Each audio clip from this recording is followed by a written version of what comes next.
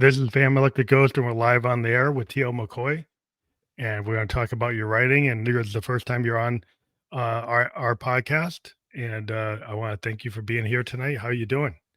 Very well. Thank you for having me. I appreciate it. A couple of questions we ask of any guest before we get to the heart of your story is what motivates you, and why do you do what you do?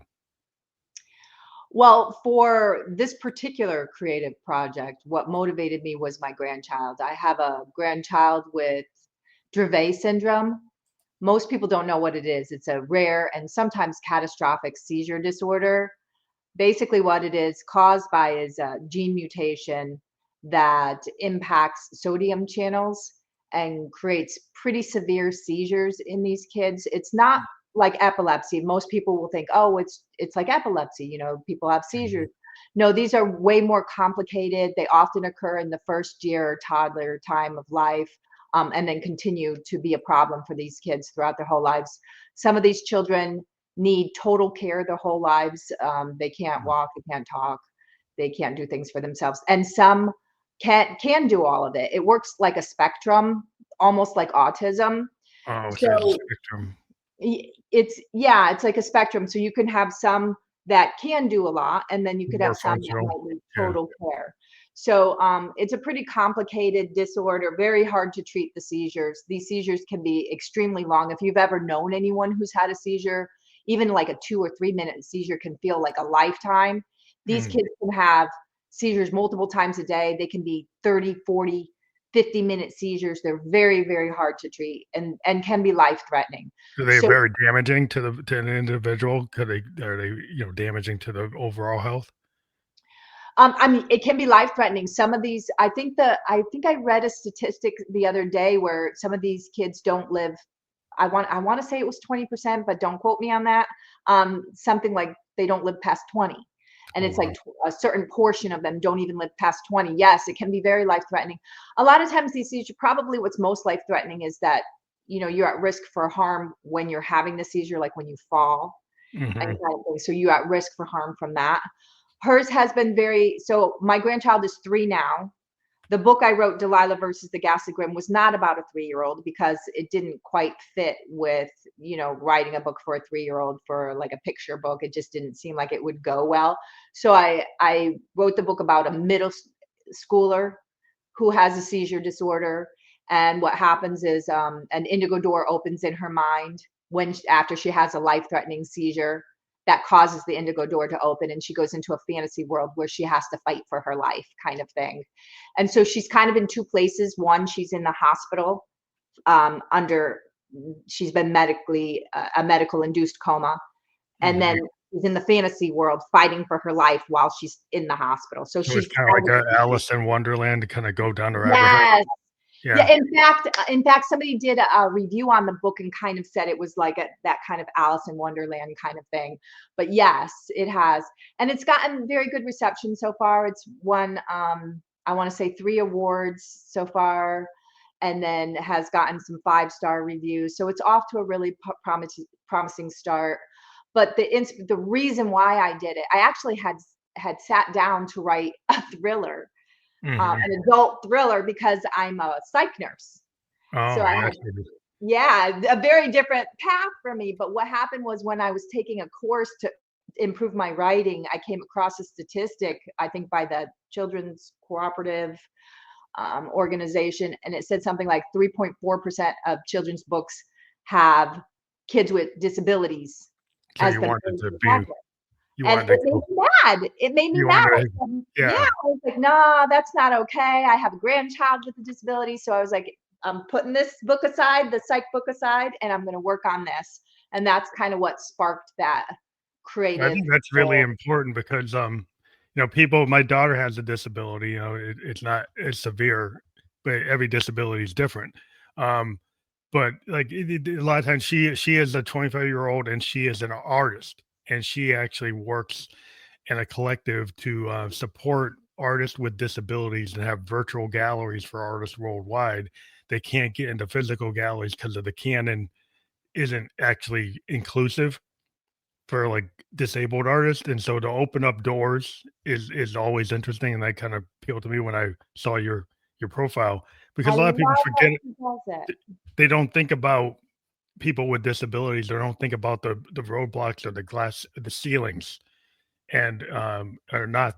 I think there needs to be advocacy and support for different all types of people.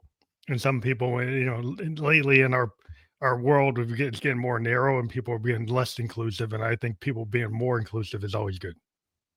And I agree with you on that. So I feel like I'm hearing a lot. Well, it's changing, it's getting more inclusive. But if you hear a statistic of this, the research I saw was 3.4%.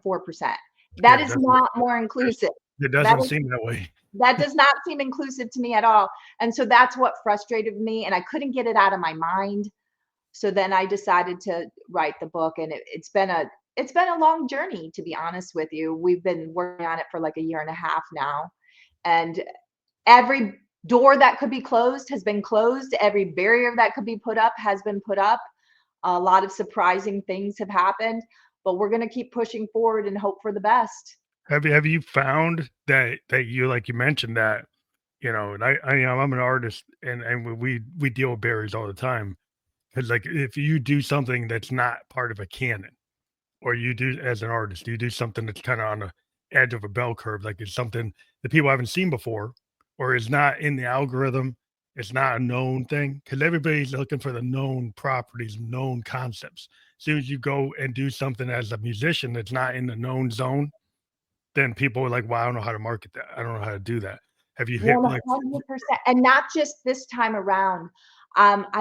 It's always frustrated me because I have been told by many professionals in the literary field, we can see you can write, but you don't write what we can sell. I mhm. get that. I get that a lot. And I was like, well, why do you want the same things over and over again? Why not give something else a chance to see if it'll work? They don't, oh, you're not known. Well, how am I supposed to get known if you don't give me a chance to It's be always known? that chicken and egg thing. It's like anytime Exactly. you do something that's outside, like, even a guy like Miles Davis, right? He did bebop. As soon as he went into fusion, everybody was saying, "Oh, that's not the right way to go." So even if you're in the canon, he was like the canon of that style. Even somebody in the canon goes a different direction, people don't know what to do. So it's like I the don't trying understand that, because there are so many different people and styles and choices. Why not have opportunities to explore something different? Like why do we have to be put in a box? well, I think it's about like human behavior has a tendency to go for the safe thing. And it's kind of like we're kind of wired from our past history to go safety is always it's tied to fear and security. And then we get these virtual wolves at the door. So it's easier to go with just the safe place that maybe is the known thing than to do the unknown thing, because it causes like people to be uncomfortable. But artists, we kind of True. live in the uncomfortable zone, because that's where the creativity lies. The And it's things so that, funny you say that because I feel like I am not I don't really I don't really work well with the safe. yeah, I'm well, not a safe kind of person. I think I can only create what's like out on the edge and then yeah, the most algebra the bell curve. Like even that's when that's even when people were reading the book, they were like, "That was really surprising that you made that choice. I didn't see that coming." And I was like, "Really? Because I put plants all the way in there." So in my mind, you should have saw it coming. But yeah, you got the little hints. Yeah, you kind of got like your precursor hints, and you got the little like breadcrumbs, and people are like you could follow that, and you think it would go to that direction, right. but And like afterwards, they get it. to get it, Afterwards, you get it. But a lot of times, I hear that it's like, "Oh, you make different choices that the average person not probably obvious wouldn't make." choices, like the Yes, more subtle choices. Well, that's the thing about creativity, and the thing of like I'm a child of the '70s, like me we're too. reading books that were over 200,000 words, not just reading 70,000 word, 60,000 word books. Like our attention span has been reduced. So people don't stay inside of something. Like if they don't want to stay inside of a book because they're distracted by this TikTok. They don't want to. You can't watch a 1970s or 60s movie because the pacing is too slow. You can't even write the book like that because be honest with you, I would have expanded the beginning part to really establish some relationships more. But based on all my research, that's not allowed anymore because of we're at the society where we want things faster Yeah, it's instant and shorter. gratification because you can go on this phone computer and you can get it, Exactly.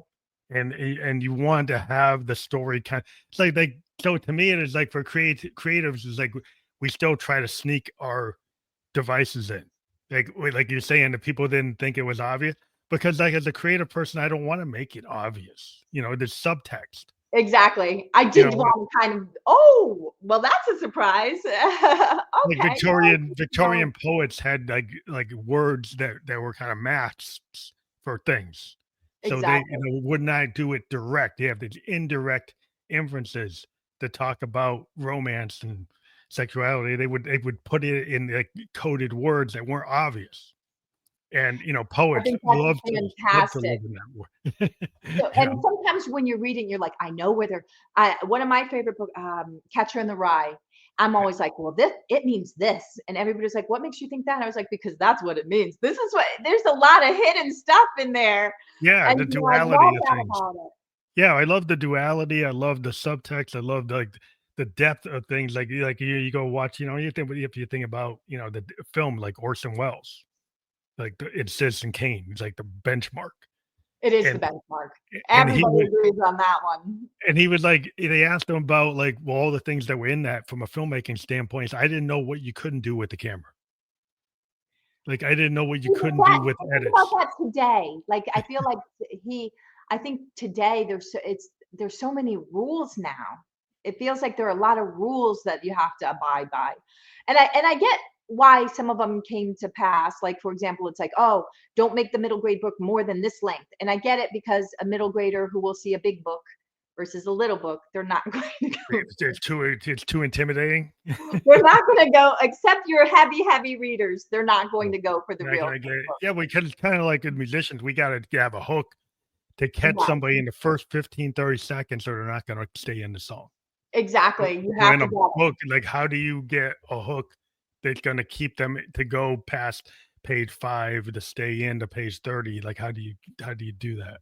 It is a challenge as creators, I think, to get somebody just to stay long enough to really appreciate what you're trying to give them. Yeah, I mean that's kind of an art to it that because we live in it's like we're in the age we're in. We're in this information age. We have all these distractions. We have these distraction devices. So if you're a writer, that you've got to get somebody to stay in your book and not go to TikTok, not go to Netflix, not go to here, not go there. Um, There's a lot of competition, and yeah, there's more and more competition every day. And now AI, which yeah. is What are your thoughts on that? Because I'm in IT as I'm at my day job, right? And I had to go learn it because we have to exponentially learn new things. But I always find that it's a tool, I think you it's a know. tool. It can be a Yes, very useful tool. but some people always take a tool and then they overuse the tool, right? Yes. So It if you, won't it's not going to replace human creativity. yeah, I well, don't I I've don't talked to believe some it tech can bros that replace think it human can, creativity. but that's because they get monetized. I had some tech bros on telling me it was going to replace all musicians, I replace don't all agree. actors, and I don't agree because I don't think the spark of human ingenuity is our variability and our own experience and our lens, And our right? souls. Like It's the there's soul and the heart, yeah. and Yeah, that like it lens can you have, probably yeah. it can create some interesting things, but I don't think it'll have the depth that But a the human problem, has. I think the problem is that AI can produce like a drawing that doesn't look like a stick drawing. It looks like, oh wow, looked like it took some effort, right?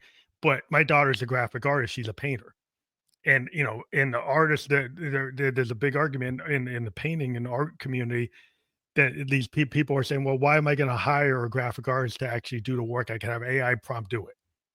And the thing is, like the Mhm. graphic artist can. If you don't understand that, then maybe you don't want to work with a real artist.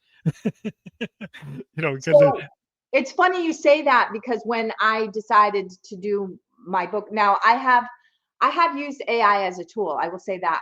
But when I wanted to do my book cover, I was very specific when I reached out to artists that I wanted it to be a human person making the cover. I Yeah, didn't there's like I didn't want an connection. AI cover. Well, And I I think thought it's that was important. well, yeah, 'cause, like if they get the vibe of your project, like I've had artists do my album covers, and artists like listen to all my music, and they got the theme. We had a conversation, we had a talk, and I knew their work, and I let them go, and they did. I went to them because I knew what they do, and I wanted that aspect of their art. And that kind of collaboration, it becomes a multimedia event when you work with somebody in that collaborative style, and they get the feel of what you're trying to get across in your book, and then they get the image that matches what your intention is, and a computer, maybe it gets there, but it's missing the spark, it's missing the heart, it's missing the soul. Yeah, I think I'm not opposed to AI. I actually find it very valuable, and it's a good investment, FYI. But when it came to something like the cover, I really strongly felt, and one of the things I specifically asked for is it's got to be a human cover Yeah. and not an AI cover. But I will say, when I was continuing to try and get artists to do like promo stuff, I was finding a lot of artists use AI, and I was Oh, getting like, yeah. oh no, we use AI. I use AI, I use it. And I was struggling to find ones that didn't, and then, maybe get what I was hopefully looking for. So I think the world is changing, and they're going to start using more of those AI tools Hmm. to produce some of the work because they can do things faster.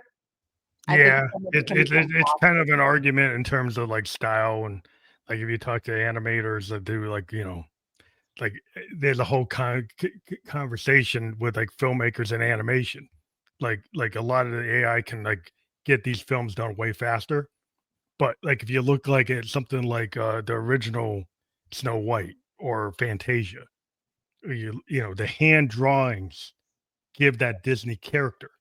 When you see what the AI does, it doesn't match that. It It's doesn't have that It feel. has trouble with very specific areas. If you can sometimes pinpoint them because they'll have issues with eyes and hands. In my Mhm. opinion, a lot of times those are giveaways, where they're not quite right, especially like if you watch like those 3D animated ones, you'll see Yeah, the yeah. difference between ones Yeah, from. there's stuff that seems a little off. It seems like it looks better than something than what you would have expected a computer could do. Yeah, But agreed.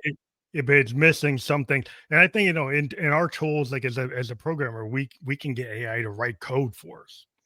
We can give it Oh, all it's kinds. valuable. Yeah, we It's going to can be get it a to create marketer. formats. I mean, it reduces time, it Yep. allows people to get like something done faster, to scale faster.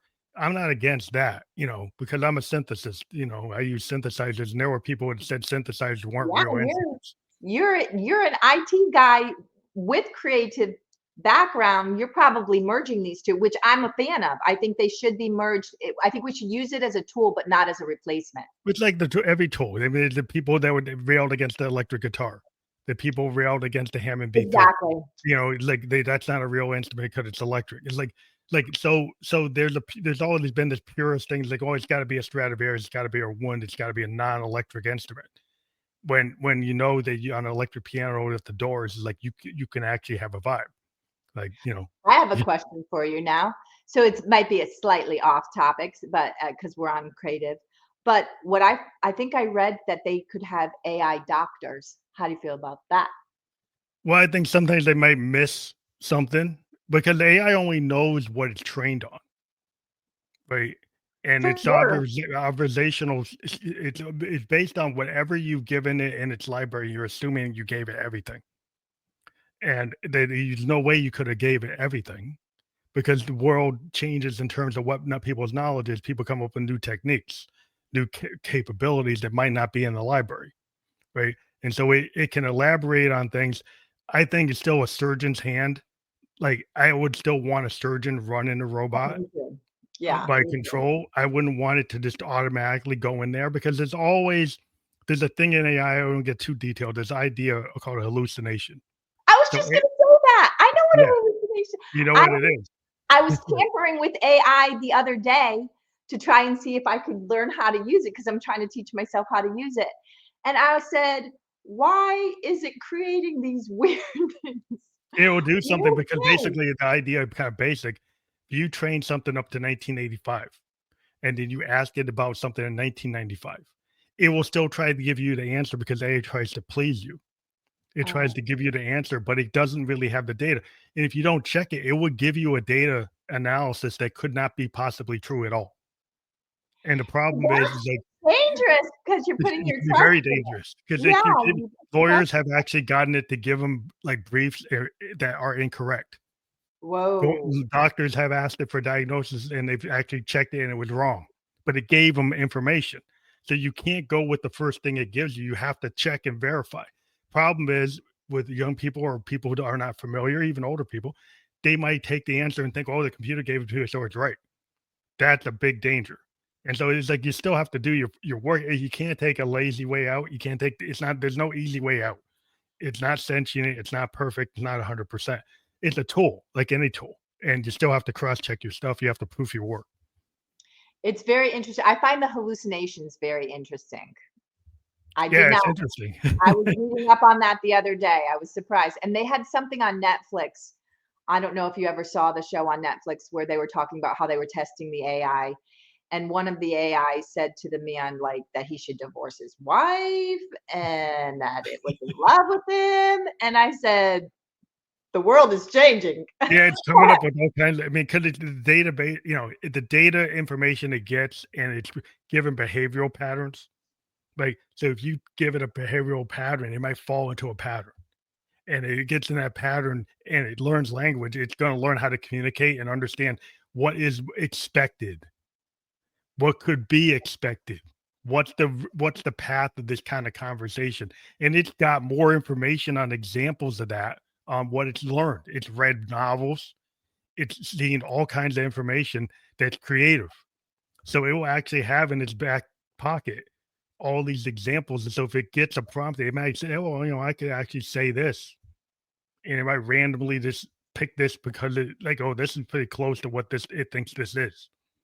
And then it will give you the response. So Very it seems like interesting. it's human, but it's still making decisions from a logical perspective. I think we've come a long way and the world will change, especially when we see some of the robots move, coming. Yeah, with the robots with the AI embedded and then they look like androids, you get closer to like Roddenberry's like data example, It's going to the be very interesting. Very yeah, interesting. I that just hope we actually don't have Terminator. nah, well, the problem is if it makes logical decisions and it looks at illogical decisions and says, well, these illogical decisions made by these humans is not beneficial, so it might make a decision that you didn't want. But you might want to have the freedom to make illogical decisions because that's how humans are. They Yeah, make decisions that might not be logical to a I want to logical make brain. some bad decisions. Yeah, but if they talk about the nanny police, you give AI what it thinks is right, you might not like the outcome.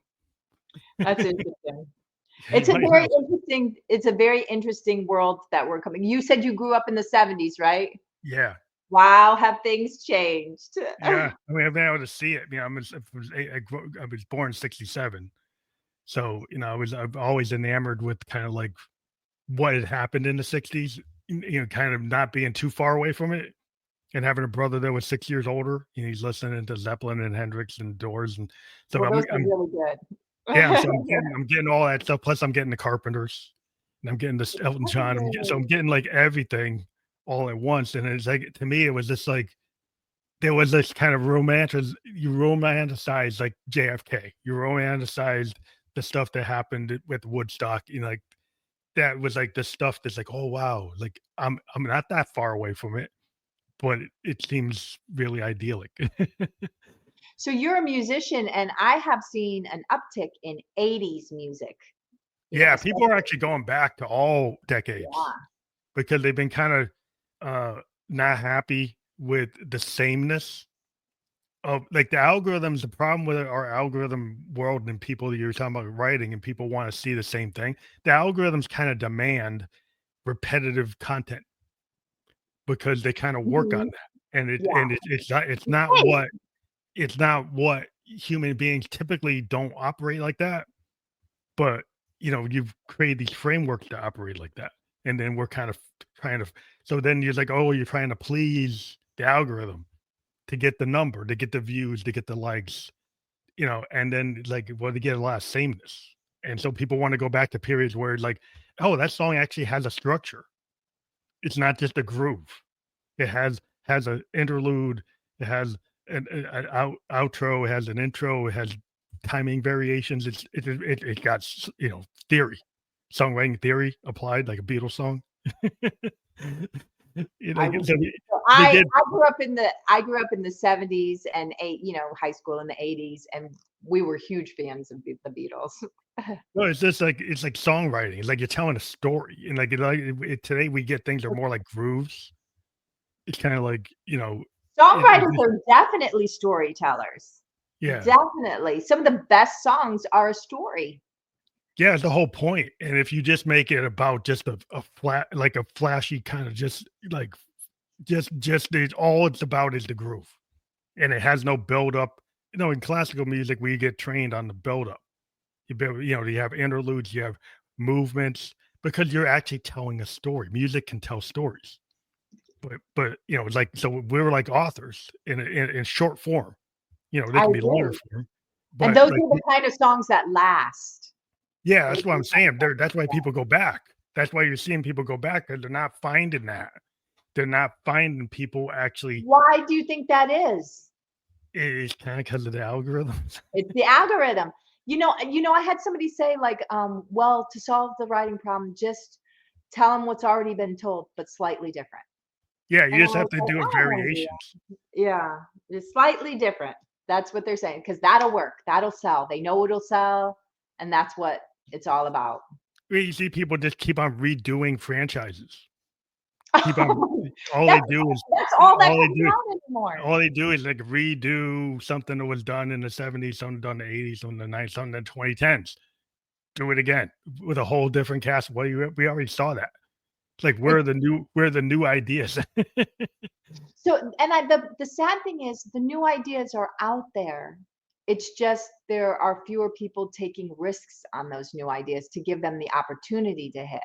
I mean, look at all those people who didn't make it right. You think about Seinfeld. Seinfeld wasn't a hit right away.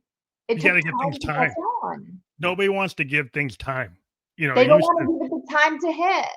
yeah, because 'cause we're so instant gratification. If it doesn't hit after the first post or the first, throw it on a playlist and it doesn't hit, you put your book on this out in the world, it becomes an Amazon bestseller for one day and then drops off. It's like the problem is retention and also the fact that the gatekeepers are gone in a lot of places, and so you have oversaturation. And the things that do move are the things that have the same theme, and it may have these trending themes and maybe suddenly this oddball thing comes out and then everybody goes and tries to clone it and that becomes the thing, That's like true. the TikTok You'll type see of thing. that. So we You'll see some new things come there, but then it becomes the canon. you do see that. Like when you see something hit, then you'll see so many just like it right afterwards. Yeah, so you gotta hope that you can get into that TikTok kind Every of day. window of how can you do that as an author? Like with your book, like how do you're in a totally new genre, kind of disability inclusive fiction. And I guess that's a very specific I'm genre. having trouble with that right now. I'm not gonna lie. So I put my book out there and it is fantasy, but it also has the element of a child with a seizure disorder. So I had to reach out to them because I got pushed into like a strange category of like health and fitness. And I said, That's where they were nobody's putting gonna look it, for health my and book. fitness. Nobody's gonna look for my book in health and fitness. It's because they don't understand like kind of what I did because it's not the norm. So it's like, where do we Yeah, put would it fit into like young adult or does it fit into like there's all kinds of different genres for like it's a fantasy. It's a child's fantasy, but with it based on a child with an actual disorder and inclusive of children with well, you actually disabilities. should be able to go to like a fantasy convention, book author convention and be there. But then if they're being so narrow, that's always been my problem. Is like some people are still like, oh, there's no gatekeepers, but there are gatekeepers. Oh, It's I'm like, facing gatekeepers here, there, everywhere. I yeah, that's actually, always, I tried to put, because, I put my book in for some awards and some of them I've got, but the ones that I truly wanted were related to like disabilities. And I had someone basically say it wasn't enough of a disability. And then, oh, okay, we changed our mind. It is, but we're still not going to look at it because we only want books from like the big producer, like the big big, five big, kind of thing. big It's like, publishers. so the ones who created the issue are the only ones allowed to submit? Is that what we're talking about here? See, Like, so that's what like, you're why saying? can't they just let things happen? It's like there's so much kind of like, in the world of the net, you have this shadow ban where you don't let something actually hit the full audience. Like people who actually subscribe to you or follow you sometimes don't see your stuff because like the way the net is set up, it has these gates. Yeah. And if you try to, and it has all these keyword SEO gates and all these things that happening. And like if you get one of these SEO experts, then they can do it. But they with AI, a lot of the tags are irrelevant. AI is looking at the body of your description and looking for the keywords to be in your description, not in the tag. So it has become a totally different frontier where everybody thinks the tags are going to do it when it's actually your description that does it. Oh, so okay. Well, I'm going to be asking you how to handle that one. Yeah, well, it's Yeah, like it's kind of it's like you hard got to for find the people. keywords to put in and work them into a workable paragraph. So you can't just throw a bunch of keywords into something that it doesn't it's not readable. So Yeah, yeah. how do you got to be able to get enough of them into the description to get your message out? And it's just really trying to connect to audiences and so I was wondering like do book conventions to different like fantasy conventions, even like a comic book convention. Like if you have an idea, sometimes there's different conventions. There's the convention circuit holding the promise for what you're trying to do. Oh, I would definitely love to do that. So the book, the technical release is actually May 27th. And then, but we did an early release, kind of started really doing it today, even though it went up yesterday, it wasn't showing correctly. So we had it on hold until this morning and then it kind of went out and it's done pretty well today. Like it's had some decent sales today. And we've connected with some like bookstagrammers and some YouTubers who are going to be spreading the word and everything. So we're very excited about where Delilah versus the Ghastly is going. But we Mhm. would love to do things like fantasy conventions and stuff like that because it is a fantasy book.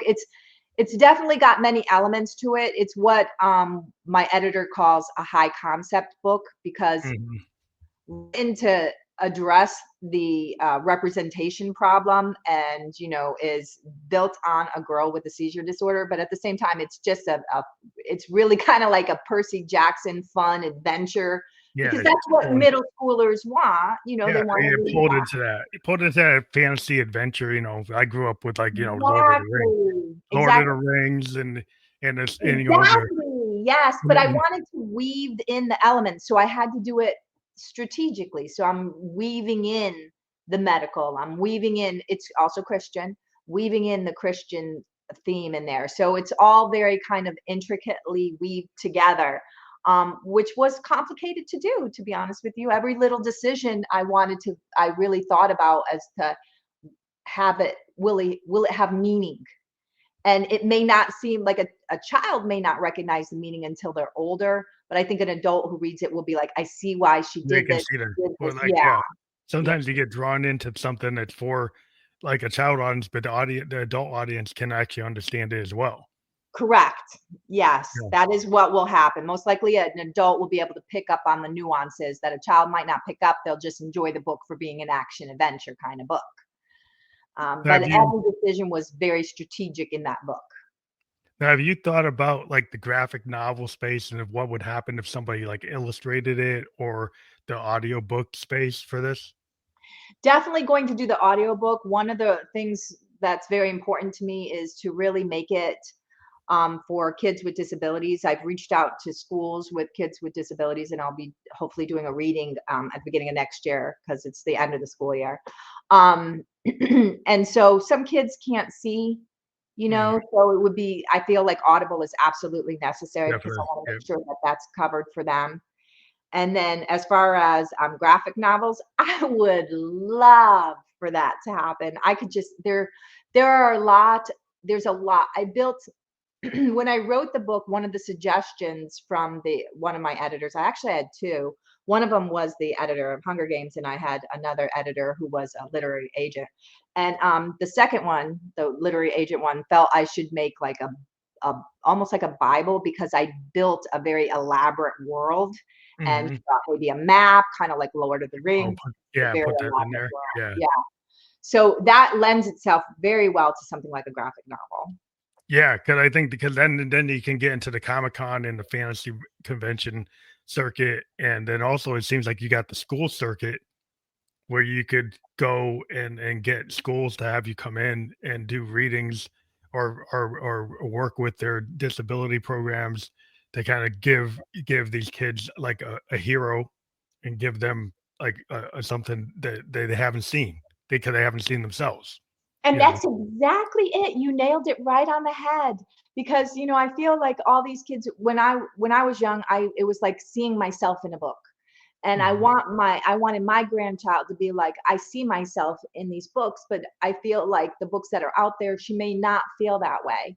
And Yeah. now she is the cover of the book. My daughter, my grandchild is Delilah. That's Mhm. actually her name.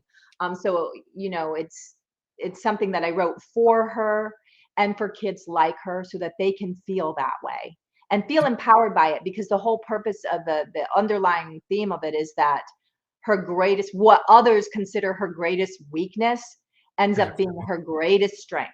Yeah, you kinda Yeah, flip it. They always I take that. definitely, yes, that is it. I call her, so there's a line in the book, because I call her this. Uh, the villain has his power is shadow and mist kind of thing, and I say that my grandchild is the light in the shadow and the mist. That's what she is for me. She Mhm. is extremely important to me. I take her to therapy every week. I want some of the money that if we make any profits, it's publishing is actually super expensive, but if we make any profits, I'm hoping to have some of them go to kids with disabilities. I want this to be something important for that particular population.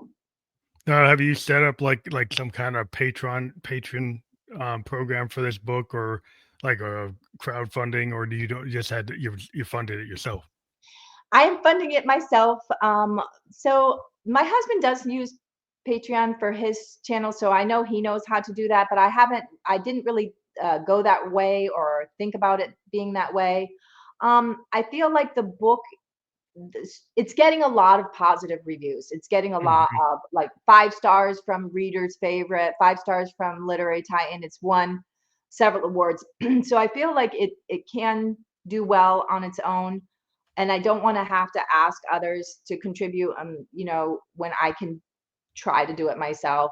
That's cool. Um, yeah, that's the goal. I would like kids to be able to read it. I'm hoping schools will pick it up. I'm hoping libraries will pick it up. It is hard to publish. It is hard. Publishing is very hard unless you're doing it with the big five and they have. I think I read somewhere I'm basically trying to do the job of 5 departments by myself. Yeah, So that but can be there's a lot of like we mentioned, there's a lot of tools where you can use now to make it more useful, more doable than it was. And I think also the fact that you have your vision as a writer, and you can don't have to go through some editorial board at some house, and you can get it to be your vision. It's like the way a lot of musicians go independent because they can actually say, I don't need to be scaled at this. I can scale it and get it out the way I want it to be. Like the exactly. same way an independent filmmaker does it. It's like I want to tell this story. Hollywood doesn't want to tell this story, so I'm going to do it my way. And look what's happened to the movie industry, though. You're getting box office flops from these huge, huge, huge budget films, and these little indies are coming in and they're raking in some money Yeah, because they're because the telling cost is stories. lower. Their cost is lower, and they Yeah, actually have story. but they have really good stories. Yeah, they have a You know, story. the stories there.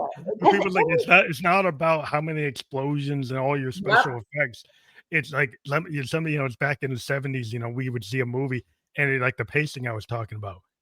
Because the story and getting people to like understand, like, yeah, disconnect your phone and actually watch it because you'll learn something about like you can actually absorb it if you're not so distracted, right? It's like, but I understand, like, okay, we got to appeal to the distracted audience, but Yeah. we got to get them to kind of, at least stay in the book, stay in the song, stay in the film. Yeah, I think I wrote the book to be a little faster paced than I probably would have by choice for that reason, because I recognize now what we're competing against. We are competing against TikTok and YouTube and cell Mm, phones and all yeah, those things. So you have to keep video that in mind. games. Yeah, because But you in got the end, you got a kid today that might stay 5 hours on a video game exactly. and In not read the the book. end, though, it's the story. It's the story that'll keep them. So if the Yeah. story is good enough, they'll be there. Yeah, to get into it. Now, have you thought of making this into like a trilogy or Mhm. sequels? Yeah, it's actually left open for that. That is a goal. I started writing some of this part two of it, so that is a goal.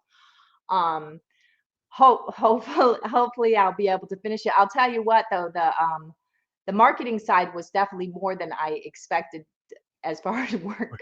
Oh, it's a lot of work. Like, and It again, if was a you're an lot. artist, like you have to spend so much time on marketing.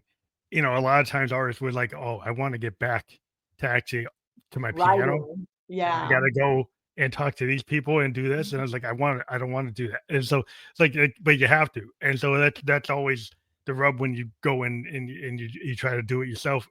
Then you have to take the time and you realize like there's gonna be time that Yes, you have you to have do. to do it. Yeah. And I'm more of a person, like I always say, I like to be the person behind the person. I'm not really one that likes to be like in front of everything. If I Mhm. could write a book and hide behind somebody else, I would To do prefer it. it Yeah, if that way. you could Yeah, get the I would old do it that school, way. like, people to run it so you didn't have to do that, but, like, this is the world we live in where Yeah, yeah, yeah. we have to be our own self-promotion, we have to learn how to put that hat on, and you're here, putting the hat on. I didn't really even have social media. I'm one of those very odd people who really I haven't been on social media a lot. I just started kind of building that now Yeah. for the book. And I was on it a while years ago, and then I got completely off it. As a psych nurse, it's not the greatest thing to be on, to be Yeah, honest. yeah. Well, there's good reasons to kinda like, if you're when you're an artist, like, if you're sitting at your word processor, your typewriter, every artist, like, I can't have my cell phone dinging me when I'm trying to write a song. Exactly. Because like, as I would think the same thing when you're a writer. It's like if I have that thing digging me all day, it's like, how am I gonna finish this chapter if I keep on getting distracted? It can be very, there's a lot of technology that does pull you from and cause you to procrastinate. A lot of my writing happens more through like quiet time, like taking a long walk in nature or something like that. Then I Getting an work while idea, out in the kind house. of letting Yeah. it come in. Do you feel like the muse? Because I know we're getting to the end, but one of the things I always like to pick the Victorians is idea of the muse, and we like artists, we channel like that muse I thing. was, Do you? yeah, I Yeah. do feel like that sometimes. Sometimes the inspiration can come from very strange things. It'll just be like something small. Like I'll see something, I'll be like, oh, I have to incorporate that somehow. It could be just you're out in public and you'll see an action and you'll be like, oh, that's a Yeah. unique action. I like how they're interacting with each other. I like the You dynamic pick of up on something. that, yeah. But that's the thing about a creative person, like, we're very good observers, and we pick up on all these outside cues, and because we're creative, we learn how to actually take it and use it as in our own with our own lens. So you Exactly. like so some of this might be subconscious and some of it is, like, direct, like, you actually saw that out in the park, you saw somebody doing this, talking this way, you heard it, you saw this scene, you have maybe something that's in your subconscious, this subtext comes in, and then you weave it in a way that like that's not exactly what happened, but you weaved it in a different way, but it was a trigger to get you to do it. You know, So like one of the things that I'm talking about, like I saw like my grandchild, and a lot of it's family based, where I'll see an interaction between like family members, and I was like, just the way they were laughing and talking over each other and almost mocking each other. And I was like, see, that's the dynamic that I think honors. It gives an honesty to a book. You know what I Yeah, 'cause mean? it feels real. 'Cause we're actually taking real moments and learning how to weave them into your work, and it's like that's that vulnerability that artists they like to do is like the happy accident, maybe not so perfect, but something that's like quirky or it's not exactly what you would expect because it comes And from a real sometimes for place. yourself. Yeah. I think a lot of times the vulnerability is, I always say writing is cathartic. It's almost like you're exposing a piece of yourself. Yeah, that's the thing is like we have to give ourselves the permission to be vulnerable, to be creative. And some people would like they say, "Well, how can you do that?" Because they have a wall. Like a lot of times, like everybody can be creative, but if you don't get past that wall of how you think people are going to take it, and be willing to like, I'll take the criticism, I'll take the feedback. It's not always going to be good.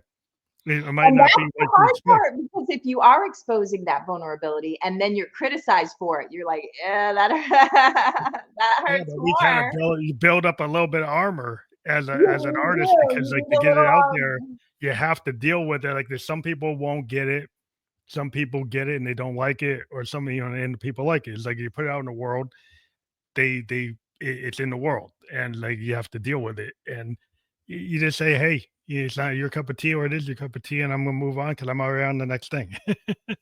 Hey, let me ask you this, if you've ever felt this way about, because you've been a creator for a long time. Have you ever felt like, it's strange? What I'm seeing that I feel is strange is sometimes it's the ones closest to me, the ones that I expected to be like super supportive, Oh, are less so than the ones that I did not expect to be yeah, so you're a supportive. complete stranger that's like totally all in. That And it, then I, you I get somebody said it close to so. you that's not. And then somebody said to me, like the line from Jesus, where you're not accepted in your hometown. And I was like, that's what I feel like sometimes. It can When happen, it it comes to happens, because creativity. sometimes you as an artist, is like, you feel, well, that's family or that's a friend, they're gonna get it. Well, they don't, and it's actually the complete stranger they have no connection to actually totally gets it, right? And you're like, Especially "Well, when they're that's" just like, not, I don't want to, I'm not interested in hearing about it. Nothing. yeah, it can happen, like, things sometimes it can be very you never know where people are coming from, you make assumptions that people because they're Mm. in your orbit, they're gonna be supportive, and sometimes it's like the people closest to you can actually be the least supportive. Yes. And Yes. it's It's true. it's kind of a flip. You're like, "Oh, I didn't see And that the coming." ones that I never expected would be like, I'm all in. And they're like doing so much. And I'm like, I'm Yeah. surprised. Like, why? That's so sweet. Wow, thank you. Like, we've had a great supportive circle with this book of people who are definitely surprised me with, because they know it's about a mission. It's a Mhm. mission to get a book out there for kids with disabilities, and that's the goal, the whole purpose of it. So it really, that's been great.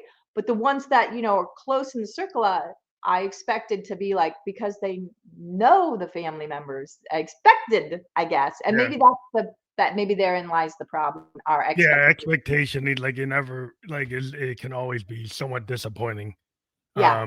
because people don't always fulfill your expectation of them, because 'cause No. No. they're on their own path, and one day they might get it or they don't get it, and it's like, that's And always that's okay. probably it right there. It's like we're on different paths right now. Yeah, Yeah. it is some things are not sequential, they're not, like, at the parallel. People go off at different points, and they are where they are, and so, like, you have certain people, certain generations, certain, points of view, they just they can't get it, and you can spend all day trying to get them to get it, and they won't get it. So, it's like, "Okay, I let it go." It's like Yeah, yeah, that's probably it right there. And I think you're right, because I we're pretty close in age, you and I. So I think that could be it too. Is like we have different viewpoints based on when we grew up in life and the things that we've experienced and seen in life. yeah, it's always like my daughter, she's 25, she has a perspective, it's like, and wow, it's like, "I guess you know everything." At 25. Yeah, yeah, but that what tends to be the way it goes. Yeah, I think I remember it's like maybe I did this. I mean, I'm getting a lesson. my pop would say like, I think I've seen this before. Ah, and I said this, I was joking about this last week. I said that my dad said to me once, I hope your kid is just like you. And I think I said, I hope so too. And then you get one just like you, and you're like, oh, I get it. I get what I get what you're saying. Like, oh, I didn't know that was coming back. Now I That see what he was saying. yeah. But I want to thank you for being on the show, and we've got your Facebook there. I got both the Facebook and your website. So the blueroundbookgroup.com and your Facebook that has the same thing. And those will Thank be you so both of much. those are clickable. Not at the moment, but like in the podcast description on Facebook, LinkedIn, and YouTube, and any other platform we're on, those URLs will be clickable. So Wonderful. we do encourage people to click on those to find out more. We've been talking about your book, Delilah versus the Ghastly Grimm, and we've been talking about writing for as a new voice in disability inclusive fiction and fantasy. And people should be, if you love fantasy, check it out. Like I'm a big comic book sci-fi fan. I love fantasy. I grew up reading like the Time Quartet and Tolkien and all these things. And like, yeah, check it out. I think it's cool to check out new authors because we got so much sameness around today. Is like find something new. And there's always new things, and that's why we like bringing people on the show who are creative, so people get these opportunities. It's like, hey, this is on your list to check out for this week. When it comes out, to check it out, pre-order it, set it up, go with it. Thank you for being on the show today. Thank you, Phantom. I'm really grateful. I Thank hope you. you have a wonderful night. Thank you. Have a great night too. Thank you so much.